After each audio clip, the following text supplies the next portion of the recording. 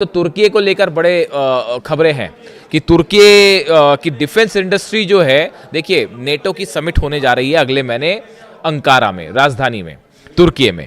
और वहां पर जो है नेटो चीफ का जो बयान आया है, जो उनके इशारे आए हैं, उसके मुताबिक अंकारा में नेटो समिट के दौरान एक बड़ा डिफेंस इंडस्ट्री डे होने जा रहा है, जिसमें हथियारों की दुनिया भर की, खासकर नेटो देशों की कंपनीज आएंगी और कई कॉन्ट्रैक्ट्स होने वाले हैं, डिफेंस डील होने वाली है। और बताया जा रहा है कि अमेरिका ने जो है वो मुहर लगा दी है।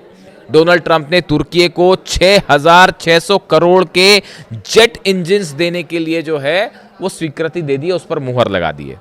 कान जो फाइटर जेट है तुर्की का, कान नाम है उसका, उसमें जो है जो जेट लगेगा उसकी रिक्वायरमेंट थी तुर्की के लिए, तो वो देने के लिए तैयार हो गया है अमेरिका। और 6,600 करोड़ की डील होने जा रही है। नेटो की वहाँ समिट हो रही है, उसके पहले आप देखिए ये जो करीबी जताने की कोशिश कर रहे हैं ट्रंप तुर्की के साथ, ये कई सारे मिडिल ईस्ट में पावर बड़ी तेजी के साथ चेंज हो रहा है। देखिए ये एक जो खबर थी, मैंने आपको सुबह ही, आज जो पहला वीडियो बनाया था सुबह हमले के बाद, उसमें मैंने आपको ये कहा था कि अमेरिका के जो बेस खाली करने वाली बात आ रही है, दरअसल अमेरिका वो बेसेस हटाना चाहता है जिस पर ईरान हमला कर रहा है। देखिए वो अभी दोपहर होते होते तक खबर कंफर्मेशन आ गया उसका।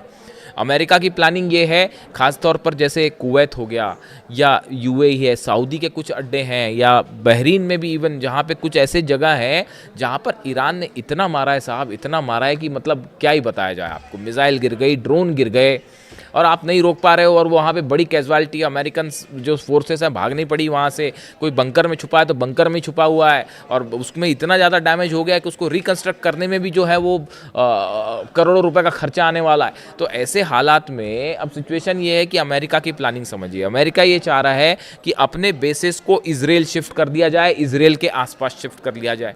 उससे होगा ये कि अगर आप, एक तो हमले करने में आसानी होगी कि अगर इजराइल भी हमले कर रहा है, वहीं पे पास से ही अमेरिकन बेसिस से भी हमले हो रहे हैं। और दूसरी चीज़, जब ईरान की मिसाइल्स आएंगी तो अभी आपको डिफेंस सिस्टम अपना पेट्रियट जो है वो कुवैत में भी लगाना पड़ रहा है, कतर में भी लगाना पड़ रहा है, बहरीन पे भी लगाना पड़ रहा है, सऊदी में भी लगाना पड़ रहा है, यूएई पे भी लगाना पड़ रहा है। तो खर्चा ज़्यादा आ रहा है, मिसाइल्स ज़्यादा खर्च हो रही हैं। तो फिर प्लान क्या है साहब, इजराइल के पास लगाइए, ताकि जब ईरान हमला करे तो सिर्फ इजराइल को ही, मतलब एक ही आप डिफेंस सिस्टम से आप इजराइल को भी बचाने की कोशिश करेंगे और खुद को भी बचाने की कोशिश करेंगे, और हमला करना भी आसान रहेगा। रिफ्यूलिंग जेट सीधा इजराइल आएंगे, अलग अलग देशों में नहीं ले जाना पड़ेगा। अभी टेक ऑफ करने में बड़ी दिक्कत हुई, सऊदी से भी और कतर से भी, सब जगह प्लेन्स तो सब जगह थे अमेरिका के फाइटर जेट, लेकिन टेक ऑफ करना, वो ज़्यादा जगह हमले ज़्यादा कर पा रहा था ईरान, सब जगह जो है वो बेसिस को जला डाला। ईरान के सैटेलाइट्स मदद कर रहे हैं, रूस के सैटेलाइट्स मदद कर रहे हैं। तो ये ऑपरेशन बड़ा फैला हुआ था अमेरिका का, और इसलिए पिट गए। आप अगर किसी वॉर जो स्ट्रैटेजी बनाते हैं, आप उनसे बात करेंगे तो देखिए क्या है, ये सब बेसिस देखने में अच्छे लग रहे थे, लेकिन कि भाई इतने देशों में हमारे बेसेस हैं अमेरिका की, और इतने में जो है वो जॉर्डन में F-15 खड़े हैं, और कतर में F-35 जेट्स खड़े हैं, सऊदी में F-35 जेट खड़े हैं, F-16 यूएई में। ये सब बोलने की बातें थी, वो जब मारनी शुरू करी ईरान ने तो कुछ नहीं बच पाया। तो इन्होंने कहा कि अब जो काम के बेस नहीं वो हटाइए, बाकी इजराइल शिफ्ट करिए, यानी फोकस इजराइल के आसपास है कि यहीं पर बेसेस शिफ्ट कर लीजिए। तुर्की के साथ जो संबंध तेजी से बढ़ रहे हैं, देखिए आप आइसोलेशन में नहीं देख सकते, मैं फिर कह रहा हूँ आपको। रूस में बड़ी तेजी से हमले हो रहे हैं, रूस की ऑयल इंडस्ट्री को ख़त्म करने की कोशिश चल रही है, उसके तेल को रोकने की कोशिश चल रही है।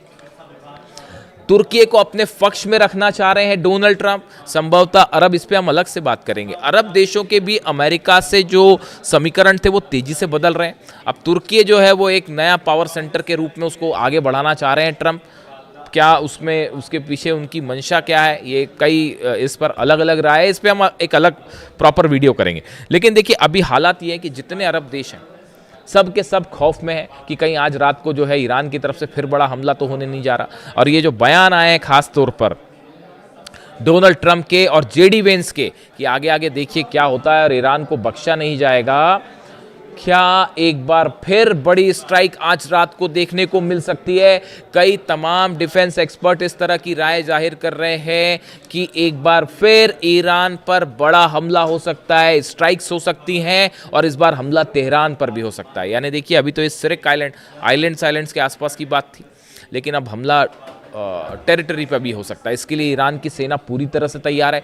ईरान के सारे कमांडर्स को सुप्रीम लीडर की तरफ से आदेश आ चुके हैं कि जो भी जैसा भी हमला होता है उसका फौरन जवाब दिया जाए और करारा जवाब दिया जाए। आईआरजीसी के तमाम कमांडर्स यही बयान दे रहे हैं कि अब की बार अगर हमला किया तो जंग वैसी नहीं होगी, हमले वैसे नहीं होंगे जैसे पिछली बार हुए, उससे कहीं ज्यादा बड़े हमले करेगा ईरान। इस तरह की बातें सामने आ रही हैं। जब से सीज फायर हुआ है उस सीज फायर के अगले दिन से ईरान में ड्रोन चाहे बनाना हो, चाहे मिसाइल्स हो, चाहे डिफेंस सिस्टम हो, हर दिशा में ईरान तेजी के साथ इस बात के लिए तैयार हो रहा है कि जंग हो सकती है। ऐसे ही इंडिकेशन तमाम इंटरनेशनल जो एजेंसीज हैं, चाहे वो केजीबी हो रूस की, चाहे चाइना की हो, तमाम एजेंसीज इस ओर इशारा कर रही हैं कि ईरान को एक बार फिर नए सिरे से घेरने की कोशिश चल रही है।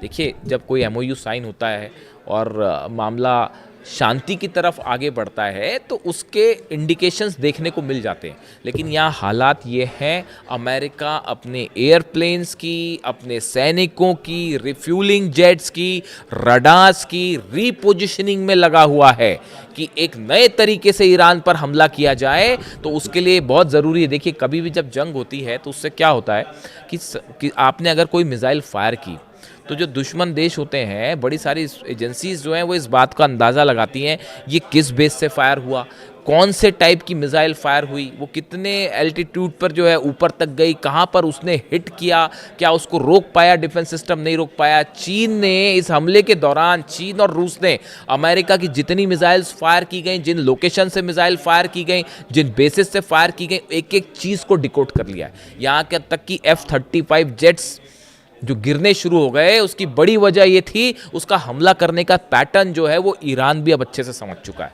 और उसका बड़ा एनालिसिस किया गया है कि कैसे अमेरिकन जेट्स को फंसाया जाए और गिराया जाए। यही वजह थी कि 42 प्लेन गिर गए। और अब हालात ये है कि अगर अमेरिका की तरफ से, पहली बात तो हमला जो कुछ हुआ उसमें जहाज़ का कहा गया कि ईरान ने जो है वो जहाज़ पर हमला किया, ड्रोन स्ट्राइक की, इसीलिए हमने हमला किया, जबकि हालात जो है वो इससे कहीं ज़्यादा आगे बढ़ चुके हैं। चाहे एमओयू को लेकर हो, एमओयू की शर्तें हों, और चाहे हॉर्मूज़ हो, हॉर्मूज़ में हालात बेहद तनावपूर्ण हैं।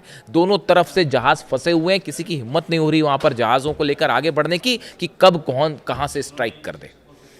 और ऐसे में वो नए रूट की जो बात है वो भी फंस चुकी है। यानी हॉर्मूज़ में जंगी हालात हैं, पूरा तेहरान ईरान अलर्ट पर है, अमेरिका की तरफ से धमकियां आ रही हैं, अमेरिका के राष्ट्रपति की तरफ से धमकियां आ रही हैं, बहरीन में बेसिस जल रहे हैं, अरब देश खौफ में कहीं हमला ना हो जाए। और आज दोस्तों, अमेरिका और ईरान में एक बार फिर तल्खी है, फिर से तनाव बनता नजर आ रहा है और आईआरजीसी ने हमला किया है, जवाबी हमला किया है अमेरिका के अहदाफ पर, अमेरिका के ठिकानों पर। जी हां, ईरान और अमेरिका के दरमियान कशीदगी एक बार फिर बढ़ गई है। ईरान की इस्लामी इनकलाबी गार्ड्स कोर यानी आईआरजीसी नेवी ने दावा किया है कि उसने अमरीकी फौजी टारगेट्स को निशाना बनाया है। ईरानी हुक्काम के मुताबिक यह कार्रवाई ईरानी साहिली इलाकों पर होने वाले अमरीकी हमलों के जवाब में किया गया जवाबी हमला है, यानी पलटवार है। आप देख रहे हैं न्यूज़ 18 का सोशल मीडिया प्लेटफॉर्म, मैं हूं विशाल आजम। आईआरजीसी नेवी की जानिब से जारी बयान में कहा गया है कि इस कार्रवाई में खित्ते में यानी पूरे रीजन में मौजूद अमरीकी फौज की तैनाती के मुकामात को निशाना बनाया गया।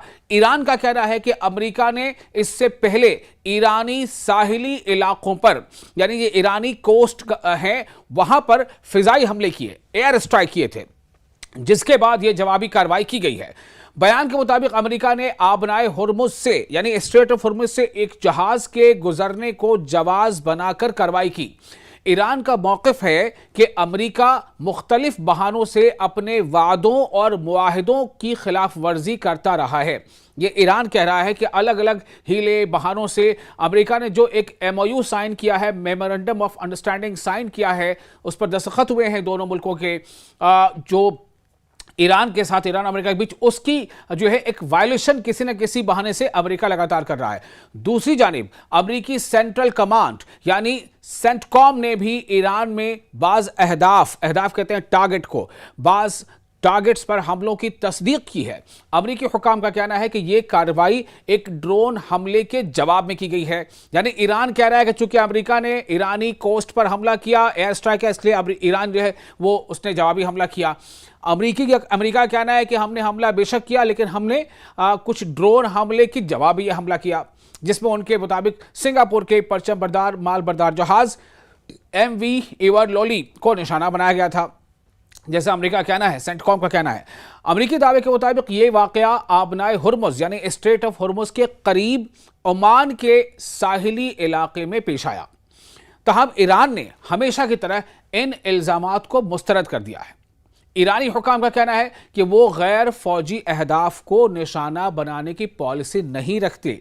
फिर से सुनिए क्या कहा गया ईरान की तरफ से। ईरानी हुकाम कहते हैं यानी जो भी ऑफिशियल्स हैं, आला जो ऑफिशियल्स हैं, उनका कहना है कि वो गैर फौजी अहदाफ के लिए ऐसा कोई भी टारगेट जो कि नॉन मिलिट्री हो, वो उसको निशाना बनाने की पॉलिसी नहीं रखते हैं। ये ईरान कह रहा है। ईरान ने यह भी कहा है कि बाज अनासिर ऐसे हमलों को ईरान से जोड़ने के लिए मुबैना तौर पर फॉल्स फ्लैग कार्रवाइयां कर सकते हैं। यानी इसमें कहीं ना कहीं कोई साजिश भी हो सकती है ताकि उस हमले से ईरान को जोड़ दिया जाए और इसके नतीजे में अमेरिका फिर ईरान पर जवाबी हमला करे, फिर ईरान अमेरिका पर हमला करे। और ये जो काफ़ी मेहनतों के बाद, काफ़ी कोशिशों के बाद, कई मुल्कों के लगातार कोशिशों के बाद और कई देश मतलब दुनिया के कई देशों के लगातार आप कह सकते हैं कि आरजुओं के बाद, मेहनतों के बाद अमेरिका और ईरान के बीच MOU पर दस्तखत हुए हैं, मेमोरेंडम ऑफ अंडरस्टैंडिंग पर दस्तखत हुए हैं, लेकिन हालात को बिगाड़ने की कोई कोशिश कर सकता है, ये ईरान का कहना है। IRGC के बयान में यह भी कहा गया है कि अमेरिका ने दोनों देशों के दरमियान हाल ही में होने वाली मफाहमती यादाश्त यानी मेमोरेंडम ऑफ अंडरस्टैंडिंग यानी MOU की खिलाफ वर्जी करने की कोशिश की है, उसे वायोलेट करने की कोशिश की है। ईरान का कहना है कि इसका मुनासिब जवाब दे दिया गया है। ईरानी फोर्स ने खबरदार भी किया है कि अगर मुस्तकबिल में यानी इन फ्यूचर ऐसी कार्रवाइयां दोबारा हुई तो उसका जवाब पहले से ज्यादा सख्त और वसी होगा, यानी ज्यादा फैलाव के साथ होगा। यह आपको वाजे कर दें कि इससे कबल 7 अप्रैल को अमेरिकी सदर डोनाल्ड ट्रंप ने जंग बंदी का ऐलान किया था। ताहम हालिया वाकयात के बाद एक बार फिर रीजन में कशीदगी यानी तनाव बढ़ने के खदशात पैदा हो गए हैं। फिलहाल दोनों जानिब से सख्त बयानात सामने आ रहे हैं, जबकि आलमी बिरादरी यानी वर्ल्ड कम्युनिटी जो है वो सूरत हाल पर गहरी नजर रखे हुए है। अब देखना यह होगा कि आने वाले दिनों में यह तनाज़ा मजीद शिद्दत अख्तियार करता है या सिफारती कोशिशों के जरिए हालात को काबू में लाया जाता है। फिलहाल इतना ही, लेकिन हाँ, हालात जैसे जैसे बदलेंगे वैसे वैसे आपको हम कोशिश करेंगे कि आपको अपडेट रखें, आपको ताज़ा जानकारी पहुंचाएं। आपको ये वीडियो कैसा लगा, आप इस बारे में अपने तासुरात हमें कमेंट बॉक्स में लिखकर शेयर कर सकते हैं।